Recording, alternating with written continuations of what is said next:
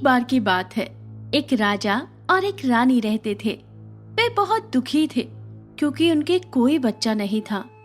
कई वर्षों के बाद रानी ने एक बच्चे को जन्म दिया, लेकिन वो एक घोड़ा था क्योंकि राजा और रानी को श्राप लगा था। फिर भी राजा और रानी घोड़े से प्यार करते थे, जो कि उनका बेटा था। और जब वो बड़ा हुआ तो एक रात उसके शरीर से उसकी खाल निकली और वो एक सुंदर राजकुमार में बदल गया। राजा और रानी ये देखकर बहुत खुश थे, पर सुबह होते ही वो फिर से घोड़ा बन गया। तो वो समझ गए कि रात होते ही ये खाल उतार सकता है। ये देखकर फिर से दोनों उदास हो गए, पर उनको ये पता चल गया था कि घोड़े की खाल के अंदर राजकुमार है।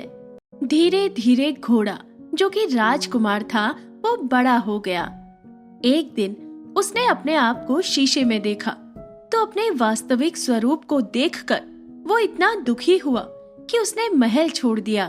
घोड़ा कुछ दिनों तक इधर उधर भटकता रहा और दूसरे राज्य में पहुंच गया। वहां वो राजा के महल में गया।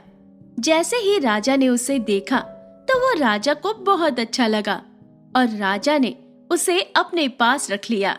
राजा को उससे बहुत लगाव हो गया था और घोड़ा भी महल में रहने लगा।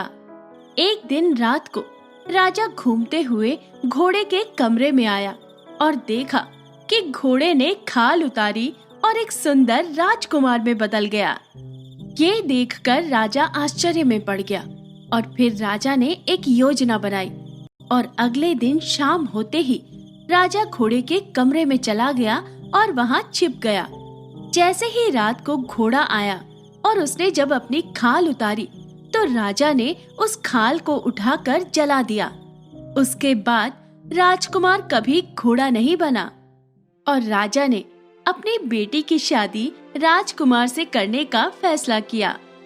जैसे ही राजकुमार हमेशा के लिए राजकुमार में बदल गया तो वो अपने राज्य में गया। राजकुमार को देखते ही राजा और रानी बहुत खुश हुए और फिर राजकुमार की शादी उसी राजा की लड़की से करवा दी। उसके बाद वे सब बहुत आनंद से रहने लगे।